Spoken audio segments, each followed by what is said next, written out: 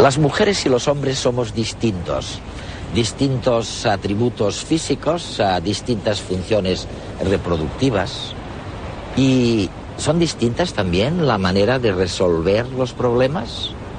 ¿Y cuáles son las bases sociales, neuronales, hormonales, cerebrales de la identidad de género y de la orientación sexual y de los homosexuales?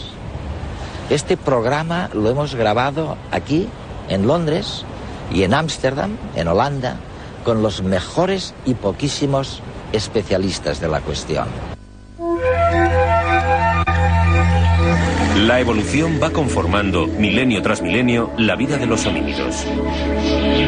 La biología, la genética, la religión, la sexualidad, entre otros, conforman este apasionante mosaico que es la vida humana. Conocemos la historia del sexo básicamente ligada a la reproducción. Redes aborda esta semana la sexualidad desde el punto de vista de la biología, con testimonios de los distintos colectivos. La heterosexualidad como sistema hegemónico nace en Europa a mediados del siglo XIX para controlar las políticas de natalidad. Hasta entonces, cada individuo tenía un sexo y a partir de esta época se les adjudica también una identidad sexual. De la atracción hombre-mujer nace una realidad que excluye a gays, lesbianas, bisexuales y transexuales. Mientras algunos se empeñan en ir ganando batallas por la igualdad, la historia de los sentimientos y de las emociones de las personas ligadas al sexo está aún por escribir. La lógica heterosexual empapa nuestra educación y estigmatiza las conductas atribuidas a cada género, y ahí se generan muchas contradicciones con las opciones sexuales individuales. El acto sexual estimula el cerebro, el córtex y hasta los dedos de los pies. En opinión de muchos científicos, no se pueden establecer diferencias radicales entre varones y mujeres desde el punto de vista sexual. La clave es una nueva educación para que tanto la homofobia como la misoginia desaparezcan poco a poco.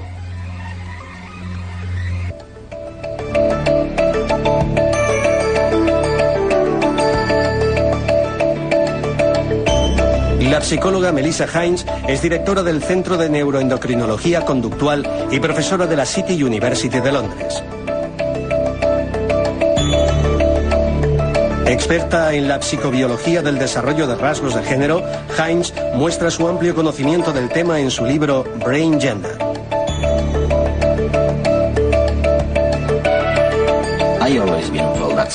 Siempre me habían dicho que la competición sexual es importantísima.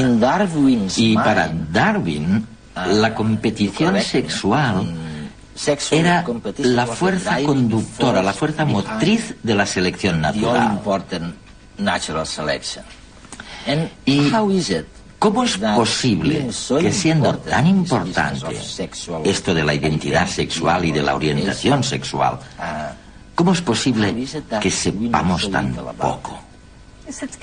Es interesante el hecho de que reciba menos atención de lo que se merece. La mayoría de hombres se ven a sí mismos como hombres y muchas mujeres se ven a sí mismas como mujeres. Aunque esto parezca obvio, lo interesante es que algunos no se sienten así. Y son los que denominaríamos transexuales, que se sienten psicológicamente diferentes al sexo de su cuerpo. Y lo mismo pasa con respecto a la orientación sexual. Los homosexuales. A la mayoría de los hombres les atraen las mujeres y viceversa. Pero en cada uno de estos grupos hay de un 3 a un 5% que se sienten atraídos por personas del mismo sexo. Y son los que denominamos homosexuales. Lo que los científicos intentan investigar es cómo sucede esto. Que algunos seamos heterosexuales y que otros sean bisexuales u homosexuales. Y pensamos que esto ya comienza antes del nacimiento, y el motivo por que lo creemos es porque los hombres tienen un gran nivel de testosterona antes del nacimiento. y en otros animales con quienes hemos realizado muchos experimentos, estos altos niveles de testosterona producidos por los testículos, las gónadas, influyen en el desarrollo del cerebro prenatalmente y ello influye en el comportamiento. Para siempre, ¿no? Incluso si más tarde se cambian los niveles de, por ejemplo, testosterona. Y ya es demasiado tarde, ¿no? Así es. No se puede invertir por reemplazamiento hormonal. Una pregunta. Si la responsabilidad o la base de esto es el nivel de hormonas administradas, ¿cómo es? ¿Cómo es que nunca ocurre, que yo sepa, en otros animales que no sean los humanos? ¿Diferencias en la orientación sexual? Sí que hay. En ciertos grupos de animales hay individuos que prefieren copular con el mismo sexo que con el contrario. Y esto se ha estudiado bastante en ovejas y en carneros en Estados Unidos. Hay carneros gay, si quieres llamarlos así, que prefieren copular con otros animales del mismo sexo. Es decir, que si se les ofrece la posibilidad de copular con un animal hembra o uno macho, preferirán el macho. O sea que no es algo excepcional de los humanos. No es algo único en los humanos. Bueno, oye, es importante saber esto. También has estado trabajando en una investigación con un grupo particular de monos, el mono cercopiteco verde. Sí, el mono cercopiteco verde, o también llamado simplemente mono verde. ¿Y qué les habéis hecho a los pobres monos? No les hicimos daño, solo les dimos unos juguetes para que jugaran. En nuestros estudios con niños en el laboratorio nos dimos cuenta de que si los llevábamos al cuarto de los juguetes, donde había coches, camiones y muñecas, los niños estaban más tiempo con los coches y los camiones y las niñas con las muñecas. La gente asumía que esto estaba determinado socialmente y nosotros teníamos datos que sugerían que quizá en parte estaba determinado hormonalmente en la fase prenatal. Luego me llevé los juguetes a la colonia de monos e hicimos pruebas con unos 100 animales. Y los machos pasan más tiempo con los juguetes de los niños, como son los coches y las pelotas, y las hembras con los juguetes de las niñas y en particular con muñecas. De manera que es posible que sea una parte de la herencia evolutiva, tener una preferencia por jugar con una serie de objetos diferentes. Desde luego que no estamos sugiriendo que las hormonas sean las responsables de todo. Claro que los padres y otras personas del entorno animan a un cierto comportamiento diferenciado en los niños y las niñas. Pero algunos de los motivos por los que a las niñas y a los niños les gusta jugar de forma diferente es porque en estado prenatal están expuestos a un entorno hormonal diferente. En los últimos años ha cobrado fuerza una nueva teoría que relaciona la homosexualidad con las hormonas encargadas del desarrollo del cerebro durante la etapa embrionaria. Concretamente, la cantidad de testosterona, hormona típicamente relacionada con el desarrollo de los caracteres sexuales masculinos, sería la protagonista de esta historia que tuvo lugar durante los primeros meses de existencia en el útero materno. Así, unos niveles muy bajos de testosterona en los fetos masculinos y unos niveles muy altos de esta misma hormona en los fetos femeninos serían los causantes de algunos cambios en las estructuras de las vías neuronales que todavía no se han identificado y que serían los responsables de las conductas sexuales de gays y lesbianas respectivamente. Aunque en los individuos adultos, estas variaciones hormonales no se han encontrado. Todavía es muy pronto para tener conclusiones al respecto. En el desarrollo de un embrión intervienen no solo factores hormonales, también genéticos, ambientales e incluso factores determinados por el azar. Pero entre los que piensan que existen causas biológicas para explicar la homosexualidad, esta es la teoría que más evidencias ha acumulado. Y es que las hormonas son responsables en gran parte de cómo somos, cómo nos sentimos y cómo nos comportamos.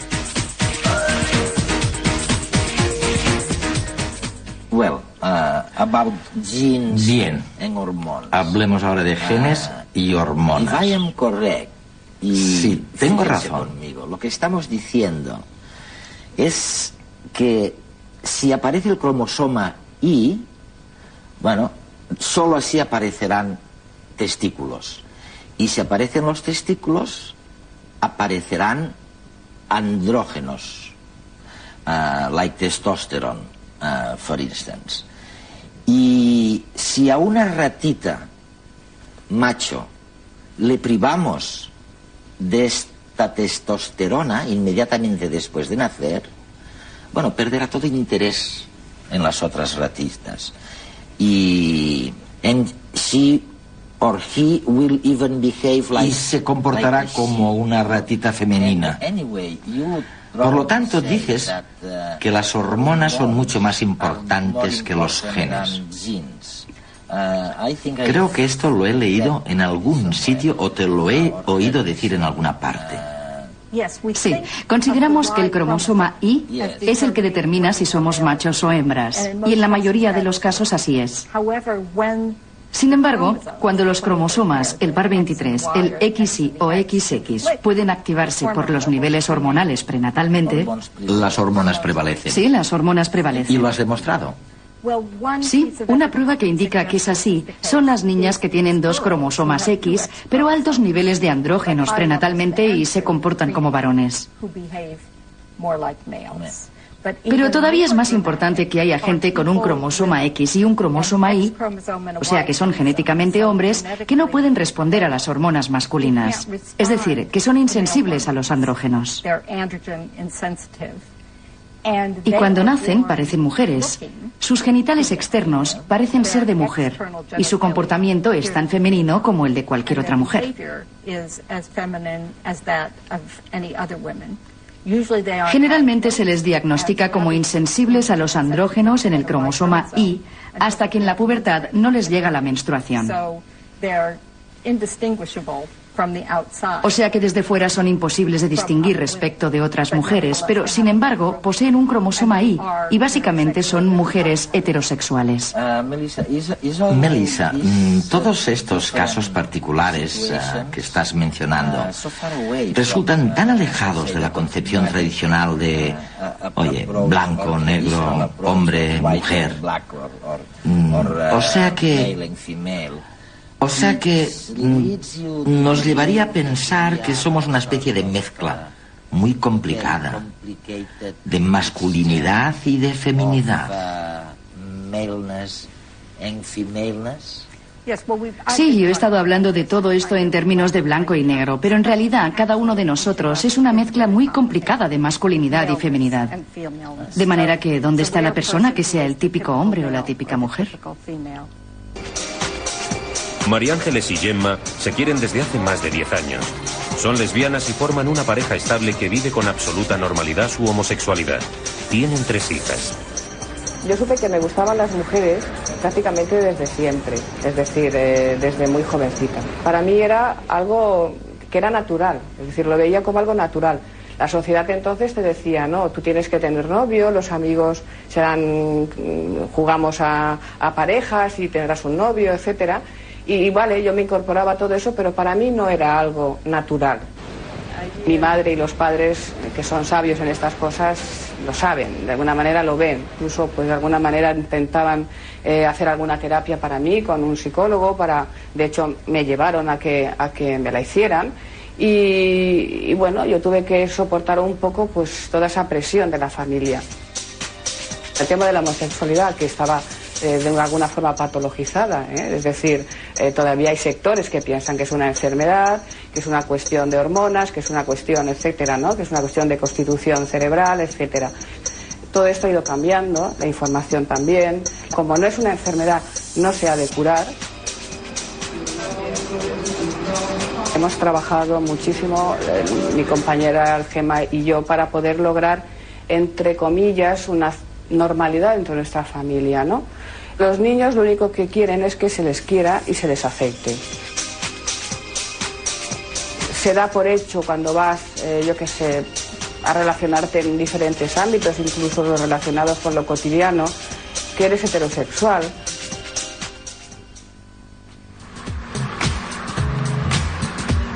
Carla Sanz es actor y traductor. Vive su homosexualidad con toda normalidad. Cree que las elecciones que cada uno va haciendo en la vida van conformando la personalidad y por tanto la orientación sexual. Supe que me gustaban los hombres. De hecho, tuve un primer, yo creo que como muchos homosexuales o como muchos hombres, tuve mis primeros juegos a los 14 años. 13, 14 años con un amigo. Y allí supongo que empecé a darme cuenta de algo. A los 16, 15, 16, que tuve mi primera novia, recuerdo que fuimos un día a ver The Rocky Horror Picture Show, película emblemática de aquella época y que supongo que rompió muchos esquemas, etcétera. Y recuerdo que a mí la bisexualidad de Tim Curry, que era el actor que hacía, que no me acuerdo el nombre del personaje, pero bueno, que era tan ambiguo que a mí me atrajo mucho ese personaje. Sé que hay teorías que dicen que cuando hay una familia numerosa y hay muchos niños, el último niño, pues es probable que sea homosexual o con mucha frecuencia y se justifica diciendo que es porque ya la especie no necesita perpetuarse. Yo qué sé. Seguramente siempre se ha dicho que en el ambiente homosexual hay mucha promiscuidad. Yo creo que en parte esa promiscuidad es por buscar la compañía que no se tiene, la compañía fija que a lo mejor en un ambiente heterosexual sí que se tiene más fácilmente. Yo, como de alguna forma yo he vivido eso en primera persona, yo la verdad, y yo de lo que me di cuenta con ese niño es de lo que él quería era que lo quisieran, de lo que él quería era amor. Ha vivido con normalidad el amor que había en su casa. Primero lo ha vivido con sus padres porque se querían, pero cuando se dejaron de querer, pues entonces ha vivido también el amor entre dos hombres, entre su padre y otro hombre. Y ha visto eso con normalidad y ha visto que le han dado cariño y nosotros le hemos dado cariño y él ha sido feliz. Yo he visto que es un niño que es feliz.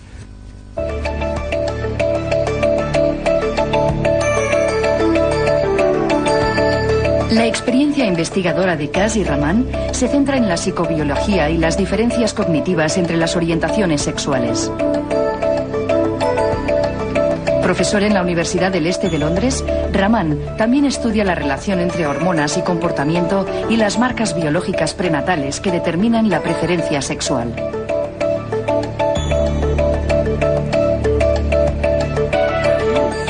Bueno, ya has oído a Melissa Hines diciendo que somos una mezcla compleja de componentes masculinos y femeninos. ¿Estás de acuerdo con esto? Sí, estoy muy de acuerdo. Hasta cierto punto es cierta la idea de que los seres humanos poseen un tipo de cerebro que es como una especie de mosaico, en el que tenemos muchos atributos masculinos y femeninos. Mi opinión es que en los hombres gay y en las lesbianas, en los homosexuales, es todavía más evidente que el cerebro es como un mosaico, por el carácter y diferencias en cierto tipo de habilidades que ellos poseen. Veamos o intentemos analizar uno de tus campos preferidos. Son las relaciones entre la neuroanatomía y la orientación sexual. Si he entendido bien, hay algunos substratos neuronales en los hombres homosexuales y las lesbianas que tienden a ser opuestos, es decir, diferentes de lo habitual, del promedio. Tú has analizado con un ojo bastante crítico algunas de estas diferencias neuroanatómicas. ¿Por qué no nos explicas algunas de ellas? Sí, creo que entre las principales diferencias que se encuentran relacionadas con la estructura cerebral de los hombres gay y los heterosexuales, y sabiendo que estos estudios se han realizado solo a hombres, es decir, las diferencias son entre homosexuales y heterosexuales, las lesbianas casi no han sido utilizadas en este tipo de estudio, la diferencia más notable y más controvertida, y de la que hay más pruebas, es la que se encuentra en la región denominada núcleo intertejido del hipotálamo anterior. A los neuroanatomistas les gusta utilizar este tipo de palabras tan largas. Se refiere a un pequeño grupo de células que se encuentra en la parte frontal del hipotálamo. Sí. Esta estructura generalmente es diferente según el género. Es decir, que en los hombres heterosexuales parece ser que la N13, así es como la llamamos, es diferente que en los homosexuales. Y después viene la de las mujeres heterosexuales. Lo que encontró Louvain en su famoso estudio es que la región N13 de los hombres gay era mucho más pequeña que la de los heterosexuales. Como en las hembras mamíferos. Eso es. La clave es que era más o menos del mismo tamaño que el de las mujeres heterosexuales. Esta es la primera indicación de que una estructura neuronal quizá esté conectada con la atracción sexual hacia los hombres o las mujeres. Es decir, que si se tiene una N13 grande, se siente atracción por las mujeres y si es pequeña, por los hombres. ¿Y qué sucede con lo que llamáis SCN? Es decir, el núcleo supraquiasmático, que también está en el hipotálamo. En este caso parece ser que en los homosexuales es mayor que en los heterosexuales. Pero ¿cuál es la diferencia con el otro experimento? Bueno, no hay diferencias en la metodología. En los dos casos se utilizaron estudios con autopsias, pero tienes toda la razón, Eduardo. La estructura de SCN era más grande en los hombres gays que en los heterosexuales. Pero la clave vuelve a ser que era comparable con el tamaño que tenía en las mujeres heterosexuales. Lo que nos encontramos es que en los hombres gays se dan unos cambios en la estructura del cerebro que de alguna forma los acerca al de la mujer. De manera que si las mujeres tienen una estructura más grande o más pequeña, predecimos que los hombres gay mostrarán un tamaño similar. Y los experimentos fueron coherentes con esa teoría.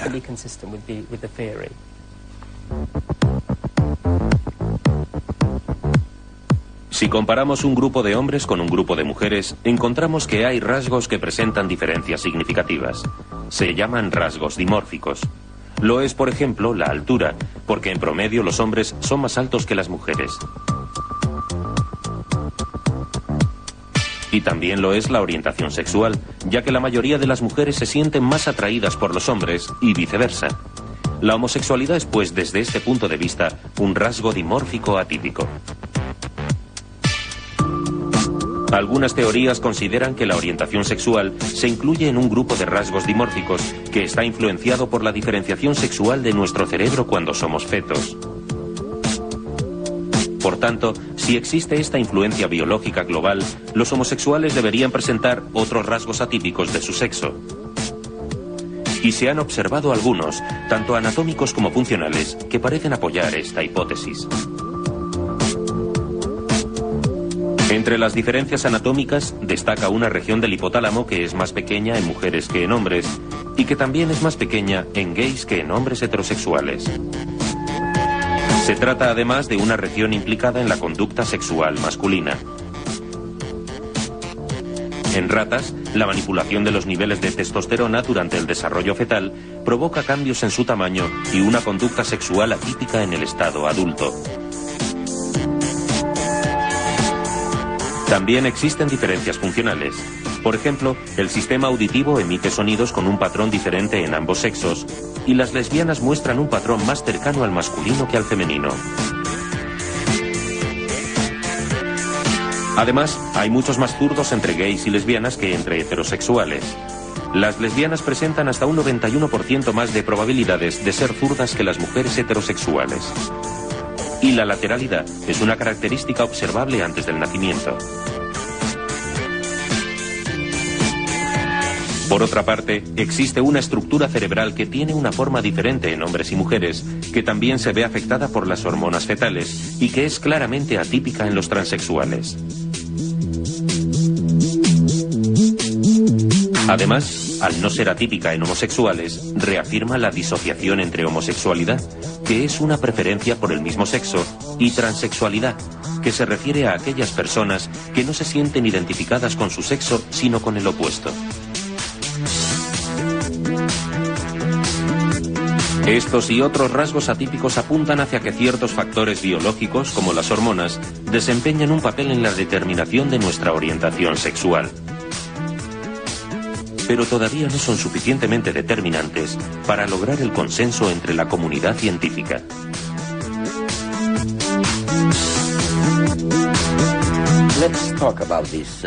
Hablemos de las supuestas diferencias cognitivas. Oye, son mucho más tradicionales y están, bueno, en la mente de la gente, ¿no? El hecho de que el hombre parezca desenvolverse mejor con la manipulación del espacio, mientras que las mujeres aparentemente se desenvuelven mejor con la expresión verbal. ¿Cuál es el estado de la cuestión en vuestra investigación? La investigación se encuentra en un estadio muy interesante, porque en realidad se han puesto en tela de juicio muchos de los mitos acerca de cómo se perciben las capacidades del hombre y de la mujer. No podemos hacer ninguna generalización sobre las capacidades de hombres y mujeres. Depende de las pruebas que se utilicen. Sobre los homosexuales, la teoría predice que los hombres gay y las lesbianas deben presentar las capacidades cognitivas contrarias a su sexo. Es decir, que los hombres gay deben pensar como las mujeres y las lesbianas como los hombres. Algunas pruebas apoyan estas hipótesis en los hombres, es decir, que los hombres gay tienen poca capacidad de rotación de objetos mentalmente, un reflejo de orientación espacial. Cambiar los objetos. Y también demostraron poca capacidad de juzgar la orientación de líneas, que una vez más es una capacidad espacial muy básica. Sin embargo, ganan a los heterosexuales en la memoria de localización de objetos. Y también es importante el hecho de que, comparados con los heterosexuales, los hombres gays son excelentes en la fluidez verbal, en la capacidad de producir muchas palabras, que es una característica muy femenina. En la investigación que hemos hecho sobre el tema, que fue bastante extensa durante una serie de años, lo que hemos encontrado es que las lesbianas solo se diferenciaban de las mujeres heterosexuales en la capacidad verbal. Es decir, que tienen una producción y fluidez verbal peor que las mujeres heterosexuales, pero son iguales que las mujeres heterosexuales en el resto de características. En todo el resto, ¿no? Hoy has mencionado la parte genética en la identidad de género y en la dirección sexual. Pero hay una cosa que me fascina, y estoy hablando de genética porque lo que voy a decir está relacionado con la genética. Tú has estudiado a los homosexuales en los grupos familiares y hay algo increíble. Parece ser que has podido demostrar que hay más homosexuales entre los hombres que tienen más hermanos mayores. Es decir, que si se nace al final o hacia el final de una familia numerosa, se tienen más posibilidades de ser homosexual. Sí, tiene razón. Existe el efecto del hermano mayor para la orientación sexual. De manera que los hombres gay típicos tienen una gran cantidad de hermanos mayores, pero no muchas hermanas. Ha de ser específicamente hermanos mayores. La teoría que existe en la actualidad es la de la inmunidad maternal. Esto es que el sistema inmunológico de la madre reconoce una sucesión de fetos masculinos y comienza a inmunizarse contra ellos. La teoría es que los anticuerpos creados por la madre quizá tengan un impacto en el cerebro que se está desarrollando y lo fuercen a tener una inclinación femenina que produce la homosexualidad en los hombres. En la actualidad, esta es una de las teorías más revolucionarias en el campo y se está investigando para analizar las relaciones biológicas que se correlacionan con esto. Se ha establecido el efecto del hermano mayor. Ahora hay que analizarlo en profundidad.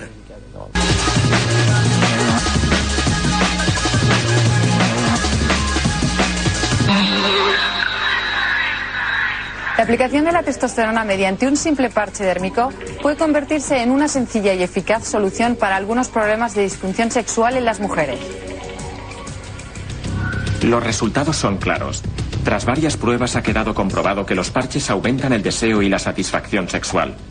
El ensayo clínico se encuentra en una tercera fase de experimentación. Se está realizando una evaluación a más de 500 mujeres que sufren un trastorno de hipoactividad del deseo sexual tras haber sido sometidas a una intervención quirúrgica para extirpar sus ovarios. Si finalmente es aprobado por la Agencia Norteamericana del Medicamento, el parche hormonal podría ponerse a la venta el año que viene. La testosterona es una hormona asociada habitualmente a los hombres, aunque también se produce de forma natural en las mujeres y juega un papel importante en el deseo sexual. El parche se cambia 2 veces por semana y libera 300 microgramos de testosterona natural al día. Un grupo de científicos a bordo del buque Hespérides ha iniciado una misión novedosa y ardua: cartografiar centímetro a centímetro el fondo marino español, una zona de la que, según aseguran los expertos, apenas se conoce tan solo el 20%. La expedición está compuesta por 30 científicos y 60 marineros que llevan meses enrolados a bordo del buque de investigación oceanográfica Hespérides. De momento, ya se han elaborado los primeros mapas completos de la geografía marina de Baleares y Canarias, y en estos momentos se está acabando de rastrear la costa gallega. Según los expertos, la geografía oceanográfica es una gran desconocida de la que apenas nada sabemos. En la expedición se está utilizando tecnología de alta precisión como ecosondas, que gracias al sonido reflejado obtienen mapas donde pueden identificarse volcanes, cañones submarinos y montañas de sal. Los datos recogidos se están agrupando en un banco de información que permitirá prevenir riesgos y mejorar la protección medioambiental de los ecosistemas marinos. Muy pronto nos podremos olvidar de los implantes, puentes y demás técnicas odontológicas, ya que un equipo médico de odontólogos británicos acaba de crear por primera vez en la historia dientes naturales a partir del cultivo de células madre. De momento las pruebas se han llevado a cabo en ratones. Sin embargo, los expertos creen que en 2 años se podrán experimentar en humanos. Los buenos resultados iniciales indican que la nueva terapia podría llegar al mercado en tan solo 5 años. La técnica consiste en reprogramar las células madre en el laboratorio para que puedan crecer hasta convertirse en dientes. Este proceso tarda aproximadamente 2 meses en concluir y una vez la pieza está completa, se trasplantan al maxilar correspondiente. Una de las principales ventajas de la nueva terapia es que un diente vivo puede conservar la salud de los tejidos vecinos mucho mejor que una prótesis artificial. Una pieza puede costar entre 2.000 y 3.000 euros. Los responsables de la NASA no cesan en su empeño de descubrir otros sistemas solares similares al nuestro. En la próxima década, una nueva misión se encargará de buscarle hermanos gemelos al planeta Tierra. La misión, que tiene como objetivo encontrar otros sistemas solares similares al nuestro en la inmensidad del universo, ha sido bautizada como Terrestrial Planet Finder. Para ello, los astrofísicos ya cuentan con la ayuda del telescopio Spitzer, que a diferencia del Hubble no detecta la luz, sino el calor del universo, por lo que puede realizar análisis y rastreos más fidedignos. Además, la nueva técnica de captación de radiación infrarroja permite al aparato ver el interior de las nubes de polvo, que son el origen de las nuevas estrellas y los planetas. Todo ello permitirá analizar la composición y la evolución de estos sistemas tan desconocidos para la mente humana.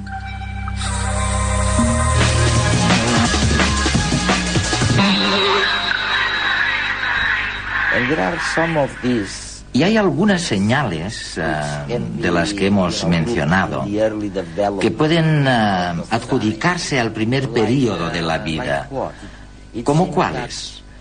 Se dice, por ejemplo, que los homosexuales recuerdan muy bien que siendo niños, cuando eran pequeñitos, preferían un entorno más afeminado o aspectos de feminización. Sí, hay indicadores tempranos que muestran que los hombres gay, las lesbianas, desde luego han tenido inclinaciones por el comportamiento que es propio del sexo opuesto. Los hombres gay recuerdan haber tenido una niñez que denominamos niñez no conformista con el género. Es decir, que típicamente prefieren jugar con niñas, prefieren jugar con juguetes de niñas y tienden a tener a las niñas como amigas. Y con las lesbianas sucede lo contrario. Su comportamiento es de chicotes, en la niñez. Es decir, que existen unas indicaciones muy tempranas de que la sexualidad está interiorizada desde una edad muy temprana en la niñez, o antes del nacimiento. Ciertas características corporales son el reflejo de efectos hormonales anteriores y una característica clásica es la proporción de la longitud de los dedos. La longitud de los dedos, la relación índice-anular. Sí, quizá otros de mis colegas ya han tratado este tema. Si se observa la longitud del dedo índice y anular, los hombres en general tienen un dedo índice mucho más corto que el anular, mientras que las mujeres tienen la longitud de los dedos más iguales. Si se recogen muestras hormonales de mujeres embarazadas y luego se analiza la proporción de los dedos, las muestras tomadas del útero tienen una buena correspondencia con la longitud de los dedos, es decir, que es un marcador muy potente de hormonas prenatales. Y esto es fantástico, ya que no es necesario utilizar procedimientos invasores como las operaciones. Por los dedos tenemos una idea aproximada de lo que sucedió hace muchos años. De lo que pasó hace mucho tiempo, ¿no? Y esto diferencia muy bien a los hombres de las mujeres, ¿no? Esta diferencia entre el segundo y el cuarto dedo. Pero, ¿qué sucede con los homosexuales? ¿Hay alguna correlación? Sí, hay pruebas muy interesantes que son muy novedosas. Las pruebas son contradictorias entre sí, pero muestran una tendencia a partir de la cual se puede establecer un modelo. Hasta ahora hay aproximadamente 2 estudios que han demostrado que los hombres homosexuales y las lesbianas muestran una proporción típica masculina.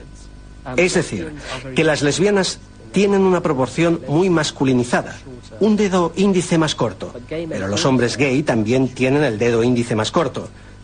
Sin embargo, hay 2 estudios que han encontrado lo contrario en los hombres homosexuales, que tienen un dedo más femenino. O sea, que existe una contradicción y yo en estos momentos estoy investigando este tema para ver cómo se puede explicar la diferencia. También hay otros datos interesantes, como que los hombres gay tienen el pene más grande que los heterosexuales. Y una vez más, esta es una característica masculinizadora. Y quizás esta testosterona adicional masculiniza otras de las características sexuales. Aunque he oído muchas críticas de este estudio, porque al parecer se hizo con informaciones proporcionadas por los propios sujetos, ¿no? Desde luego se hizo así, pero hay un estudio en el que los médicos midieron objetivamente la longitud del pene y se llegó al mismo resultado. Es decir, que hay una posible comparación, pero tienes toda la razón. El estudio se basó en las informaciones proporcionadas por los mismos sujetos. Este es un tema en el que los hombres tienden a ser muy amables consigo mismos. Desde luego.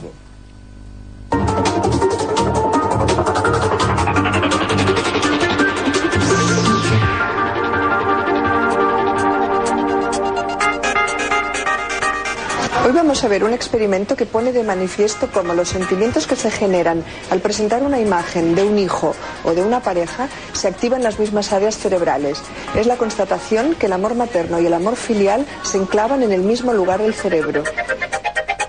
Este es un experimento de resonancia magnética funcional. Lo que nos permite la resonancia magnética funcional es ver aquellas áreas del cerebro que están activadas en ese momento. Esas áreas son las que reciben un mayor flujo sanguíneo y por consiguiente aparecen coloreadas en nuestras imágenes. La ternura, la intimidad y la generosidad que suscitan los hijos en una madre ocupan un lugar muy remarcable en la conducta humana. Cuando una madre ve la imagen de un hijo y se capta su actividad cerebral por resonancia magnética, se activan unas determinadas zonas del cerebro que no se activan con un afecto menos comprometido. Estos mismos sentimientos afloran cuando a la misma persona se le presentan las fotos de su pareja o de su mejor amigo o amiga. Se activan precisamente las mismas áreas cerebrales. En estas áreas del cerebro que se le han activado son áreas de cerebro directamente relacionadas con los centros del placer y de la recompensa. Es decir, que cuando una persona observa fotos de su propio hijo y de su partner, su pareja, se activan áreas que se superponen y son áreas directamente relacionadas con esas áreas del placer. Pero lo más curioso del caso es que durante este mismo estudio se inhiben las áreas relacionadas con los procesos de crítica o de juicios negativos. Así, se explicaría por qué se pierde la capacidad de juzgar equitativamente a personas a las que se quiere de manera intensa.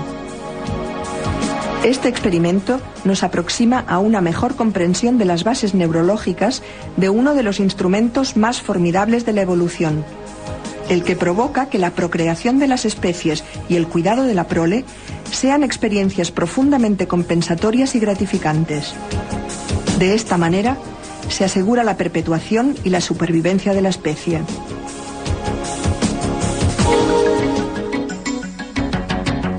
Dick Swap es director del Netherlands Institute for Brain Research y profesor de la Universidad de Ámsterdam.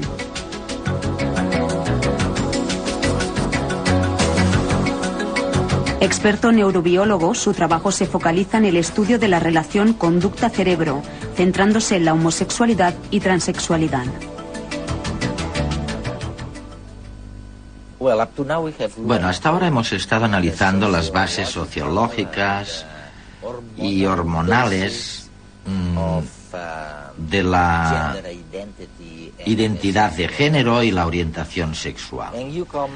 Pero tú llegas al final de este debate y dices algo nuevo, porque hay algo más allá de todo esto. Sin lugar a dudas, definitivamente, hay unas bases neurológicas que explican la diferencia sexual, y esto cayó como una bomba. Todo lo que hacemos, lo que sentimos, está basado en redes estructuradas en el cerebro.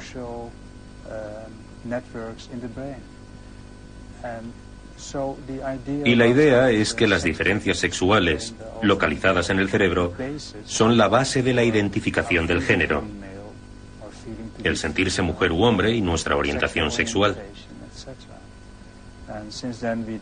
Hemos realizado unas 3.000 autopsias a personas que han donado su cerebro para la investigación.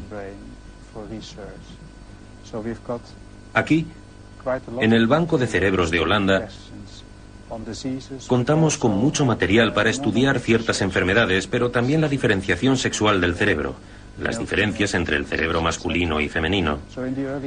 A principios de los 80 encontramos las primeras diferencias de género en el cerebro humano y los resultados se publicaron en la revista Science. ¿Este fue tu artículo? Sí, este fue el primer artículo sobre las diferencias sexuales localizadas en el cerebro humano.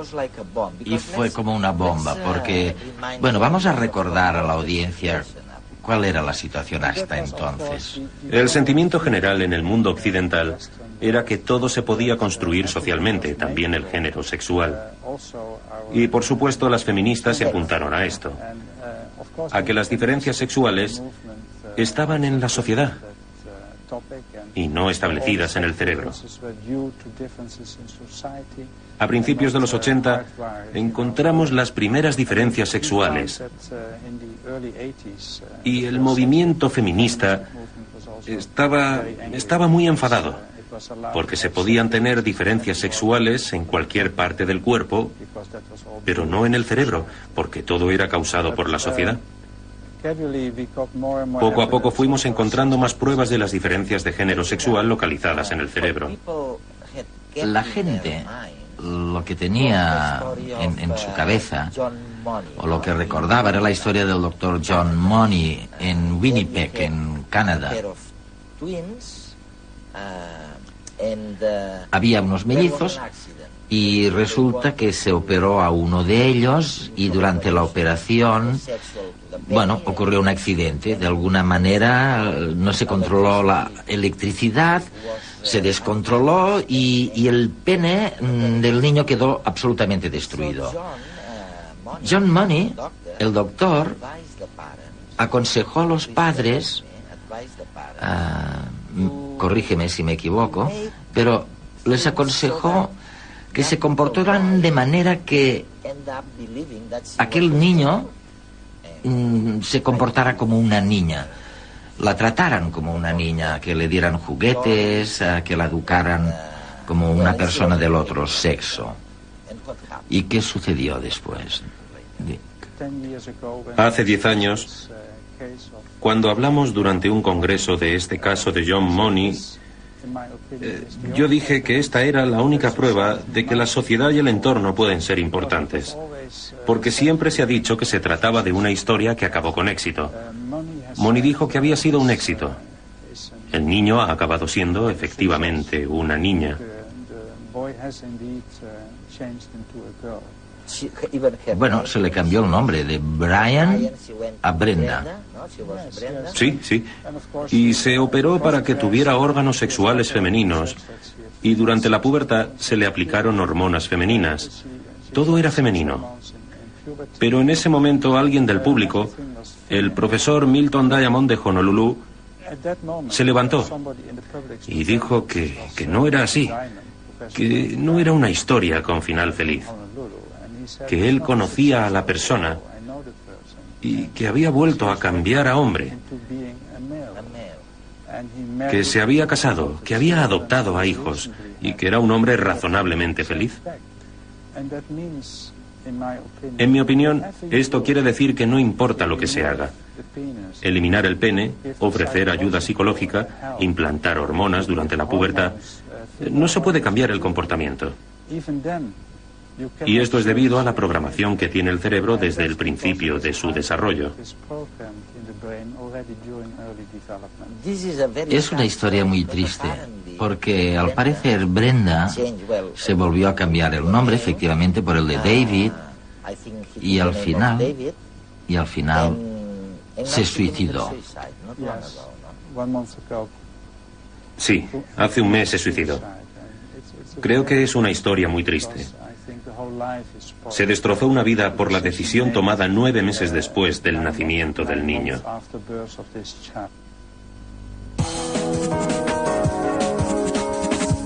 Desde el descubrimiento de los genes, los hombres se han preguntado si la homosexualidad es hereditaria.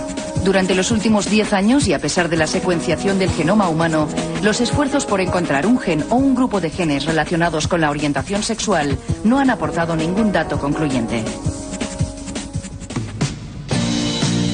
Los únicos estudios que parecen relacionar la homosexualidad con la herencia genética son los realizados entre hermanos.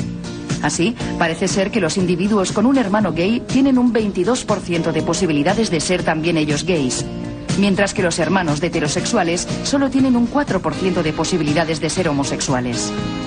Con las mujeres sucede algo parecido. Por otra parte, otros estudios con gemelos parecen indicar que si entre los dos hermanos uno es gay, es más probable que el otro también lo sea, si comparten toda la información genética, es decir, si son gemelos idénticos.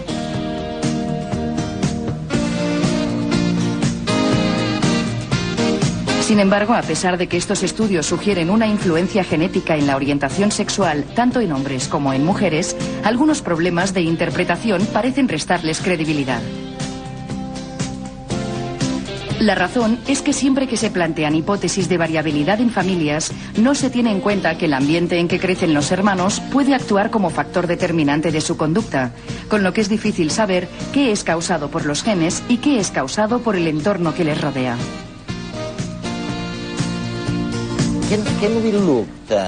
¿Podemos mirar o analizar el gráfico de la producción hormonal según las edades? Esta es una gráfica que indica el periodo de toda una vida.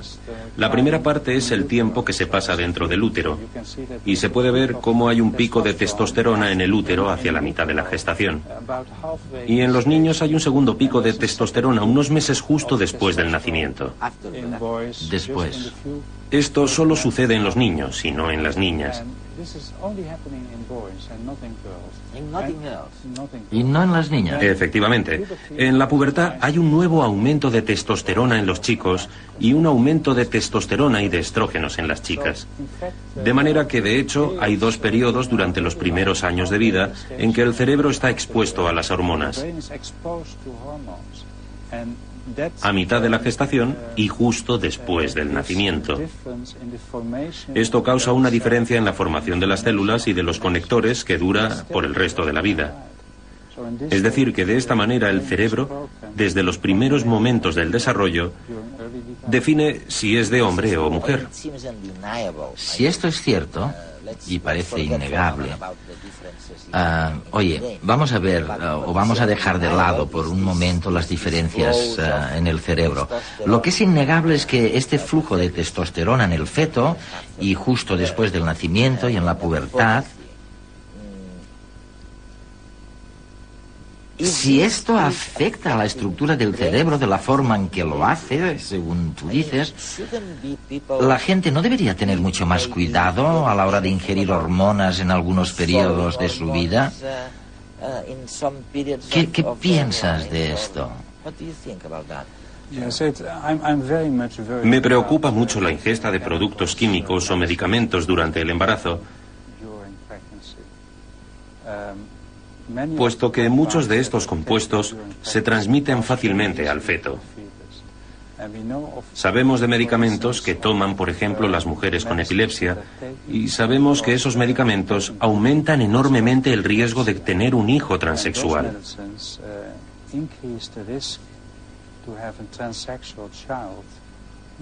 Es decir, que cualquier cosa que influya en los picos hormonales durante el desarrollo y su interacción entre las hormonas y las células nerviosas que se están desarrollando es un factor de riesgo para la diferenciación sexual normal del cerebro.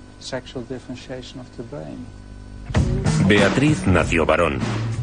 A los 8 años ya se hacía a escondidas con los pintalabios y los pendientes de su madre. Empezó trabajando como ayudante de cocina en su pueblo natal y, sin dejar el empleo, pasó a adoptar su identidad femenina. La transexualidad se manifiesta de una forma consciente quizá en la adolescencia, ¿no? En mi caso. De forma, digamos, inconsciente o de forma vivencial desde que eres muy joven, ¿no? Beatriz llevó adelante la recuperación o afirmación de su identidad femenina por encima de su cuerpo de hombre. Primero fue la conciencia y después el proceso de iniciar los cambios. ¿Cambiar el comportamiento? No, el comportamiento no lo cambias. Introduces cambios para adaptar el físico o adaptar la conducta como tú crees conveniente y no como te han impuesto, ¿no? Desde el sexismo. Las personas transexuales quieren estar donde decidan ellas, no donde marquen sus genitales. Muchos no quieren operarse. Los colectivos, al día de hoy, estamos reivindicando el derecho que tenemos los individuos a nuestra propia identidad sexual. Los colectivos de transexuales estamos reivindicando pues el derecho a que las leyes protejan esta identidad sin pedir intervenciones quirúrgicas. Los transexuales se miran en la ley inglesa que permite reconocer a la persona transexual en base al sexo que siente y que vive, independientemente de las cirugías que la persona desee acometer.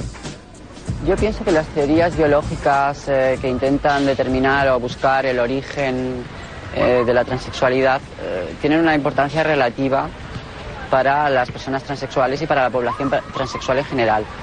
Pienso que como anécdota o como curiosidad puede estar bien, pero no es algo que nos preocupe especialmente. La transexualidad, según Beatriz, apunta directamente a una disolución de las categorías hombre-mujer como compartimientos estancos. Es posible que tengas razón cuando dices que esto, que se trata solo de la punta del iceberg. Porque lo que encuentro fascinante es que el hipotálamo, podemos ver cómo es en realidad este hipotálamo. Esta es una sección del cerebro y el hipotálamo es la parte de la base. Esta es una sección del hipotálamo diseccionada en una autopsia. Se pueden ver los nervios ópticos y sobre ellos está el hipotálamo. Y el hipotálamo es muy pequeño con relación al resto del cerebro, ¿no? Sí, tiene el tamaño de la uña del dedo gordo. Y muchas cosas importantes suceden aquí. Has mencionado el comportamiento y orientación sexual, pero también parece ser que allí está el comportamiento de la alimentación o frente a la alimentación y de los ciclos circadianos, que son los que nos despiertan por la mañana y nos hacen dormir por la noche, ¿no? Y todo esto. Para darte una idea, el reloj del cerebro que regula todas las fluctuaciones del día y la noche, el despertarse, el dormir, las hormonas, el comportamiento, tiene un volumen de 1 milímetro cúbico de largo. De manera que hay muchas estructuras en el hipotálamo que son responsables de muchas funciones y que son muy pequeñas, pero son muy importantes. Y, Dick, ¿cómo es posible? Cuando miras a un hombre o a una mujer en la calle, se ven tantas diferencias entre ellos que para la gente de la calle, si alguien como tú viene y dice que también hay diferencias en la estructura del cerebro, Oye, no parecería tan extraño de aceptar. Parece casi normal. Pero en realidad no lo es. Y vosotros sois probablemente uno de los pocos equipos de investigación en todo el planeta que trabaja en esto. Y hay muy pocos fondos para investigar. ¿Por qué no nos tomamos eso más seriamente? Bueno, es un tema controvertido. Cuando hice el descubrimiento del hipotálamo, me atacó el movimiento feminista. Luego descubrí las diferencias según la orientación sexual, es decir, las diferencias entre el hombre homosexual y heterosexual. Y entonces me atacó un grupo de personas. Me amenazaban día y noche con llamadas telefónicas. Me amenazaron de muerte y con poner bombas aquí y en el laboratorio. Y tenía que dar clase con guardias de seguridad. Había manifestaciones delante de mi casa. Es decir, que ha creado todo tipo de emociones. Por otra parte, cuando encontré la diferencia entre los transexuales, estos estuvieron bastante contentos, ya que pueden utilizar mis resultados para hacer constar un cambio de sexo en el pasaporte y el certificado de nacimiento en el Tribunal de Bruselas. En Holanda esto es posible, pero en otros países no se puede cambiar el sexo en el pasaporte. ¿Y qué pasa con la religión? Hemos heredado una cultura religiosa. ¿Y cuál fue la postura de los estamentos religiosos? Si vas a la Biblia, hay textos que dicen que es una situación terrible para Dios nuestro Señor que alguien vista de forma errónea. Y en esto se hace referencia a los transexuales. Y para los homosexuales, incluso se dice que se deberían matar. O sea, que en la Biblia se les condena, sin duda. Y es posible que esto haya servido de guía en gran parte de la sociedad.